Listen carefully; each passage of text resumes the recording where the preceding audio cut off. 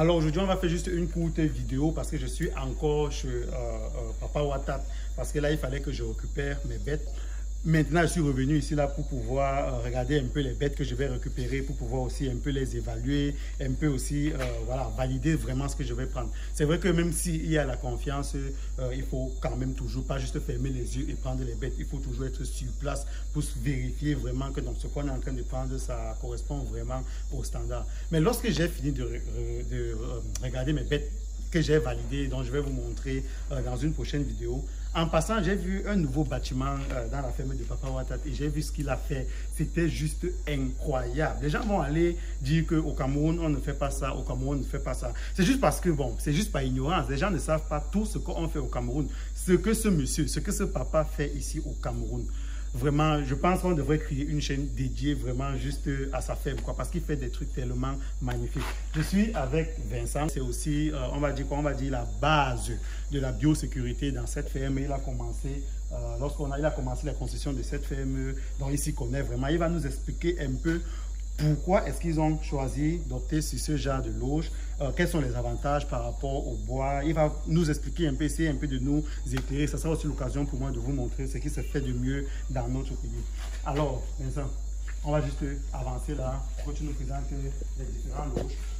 Déjà, ici, à gauche et à droite, on remarque que tu m'as dit tout à l'heure que c'était pour la reproduction, c'est ça? Yeah, I will have to explain. We're a little bit sorry that I'll have to speak in English. It's okay. Yeah. My public is bilingual. You're okay.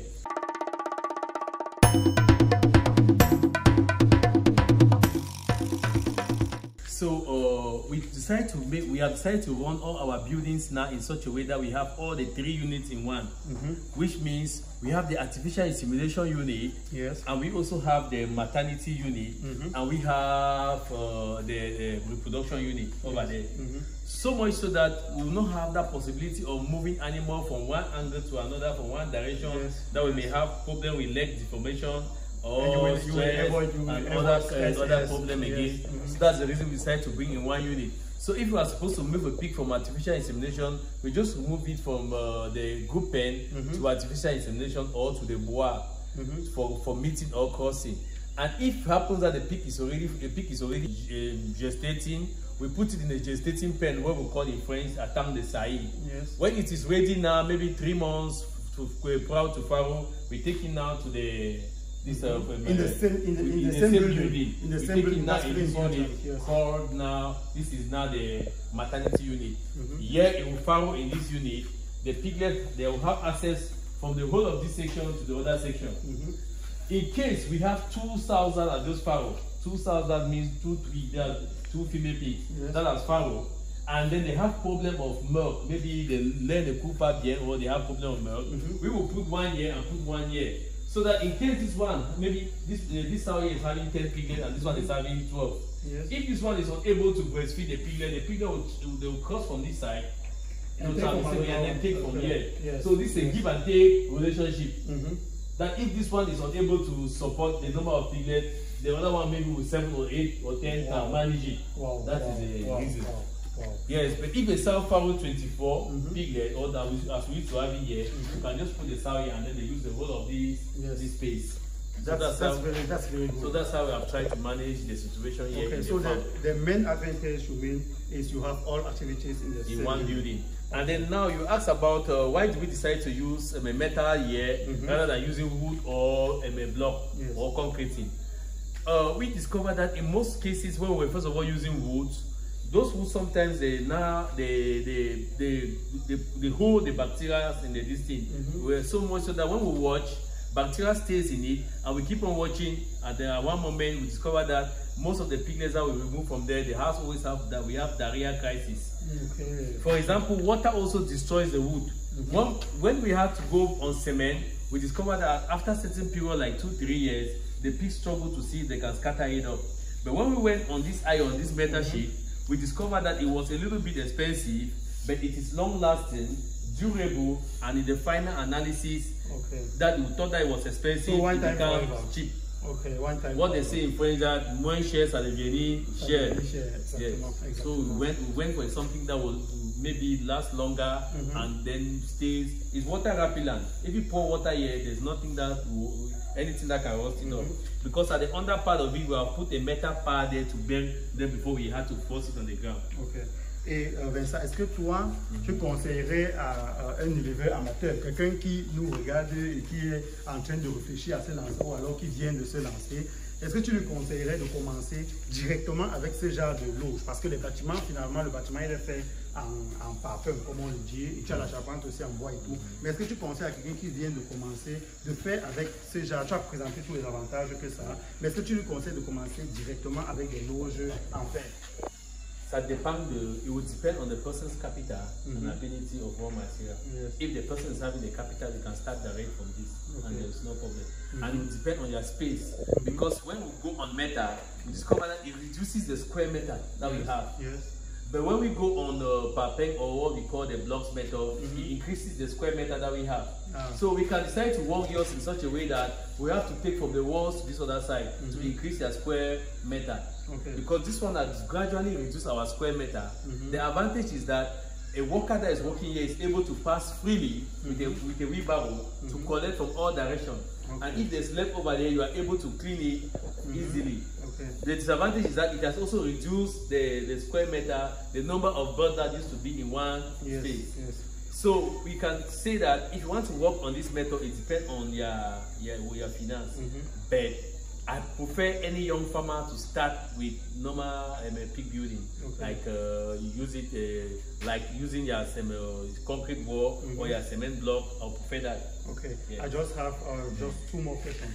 Okay. Yes, no problem. The first question is what was the question? I just forget the question. I will begin with the second one.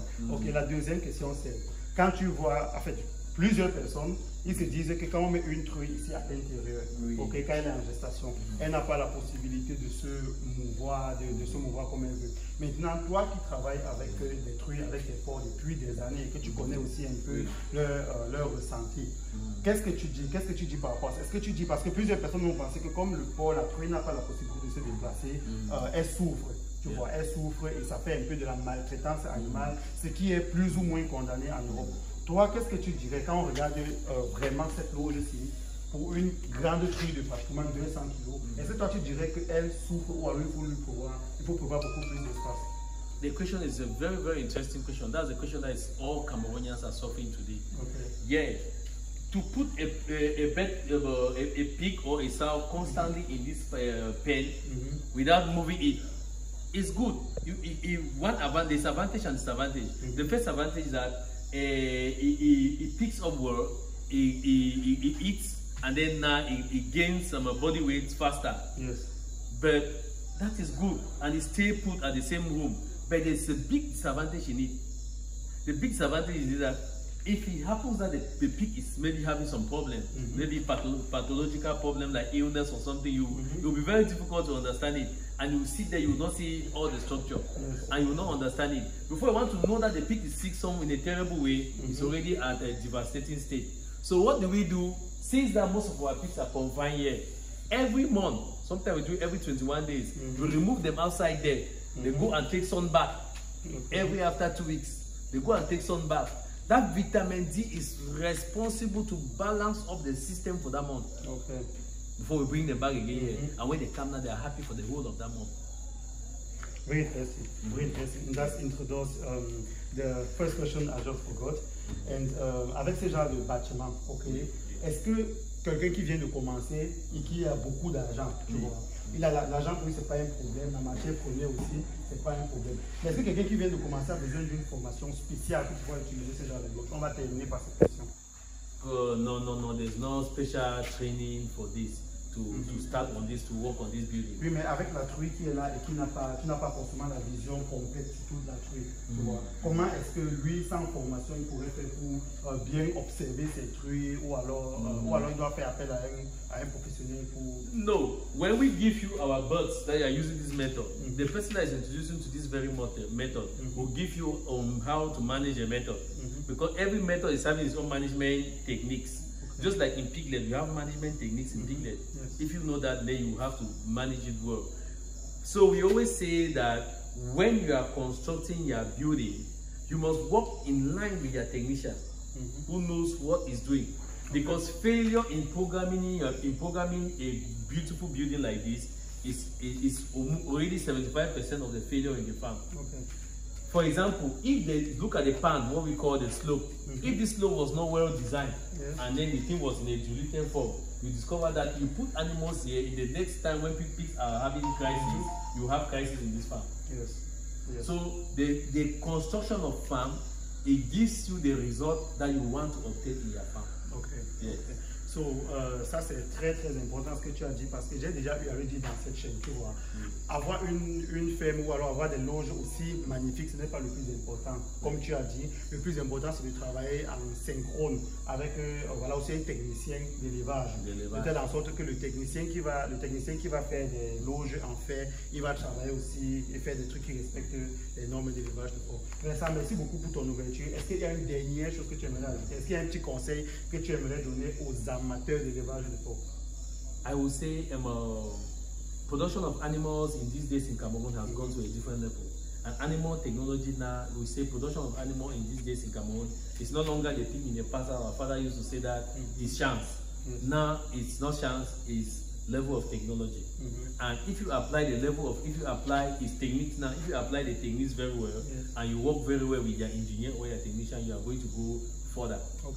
The last thing that I'm going to say is that not all veterinary technicians or veterinary nurses or veterinary doctors have so far studied and understand what is pig reproduction. And how could they or how could we recognize their good? It's good to get a technician that has passed through a well known farm, that have seen almost all the crises in that farm, and that is able to manage, or can send somebody to the farm that has gone to that farm and look at all those problems and they know how to correct.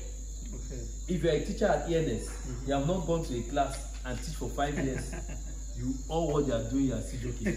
Okay, thank you, very great, thank you, merci beaucoup. Donc vous l'aurez compris, voilà, là c'est pas moi qui l'ai dit parce que je le dis tous les jours dans cette chaîne. Vincent aussi le dit, faites-vous accompagner quoi que ça vous coûte. Et ce qu'il a dit, il faut le prendre très au sérieux. Comme j'ai dit au début de la vidéo, c'est vraiment la fondation de la biosécurité dans toute la ferme de Papa Ouattara. Donc c'est vraiment un professionnel, il sait de quoi il parle. Et la bonne nouvelle, c'est que voilà, il va aussi passer de temps en temps dans ma ferme lorsqu'il sera disponible, parce que lui aussi il est très occupé, mais vraiment très occupé. Il n'a pas fini d'apprendre parce qu'il vient de me dire qu'il est encore allé chercher des connaissances ailleurs. Bref, il est aussi avec moi, il va aussi m'accompagner. Donc faites le même, quoi que ça vous coûte, même si ça vous coûte un peu plus que ce que vous avez prévu, faites-vous accompagner pour réussir vos projets. À la prochaine dans une vidéo aussi palpitante sur Réalité Afro Business. Ciao.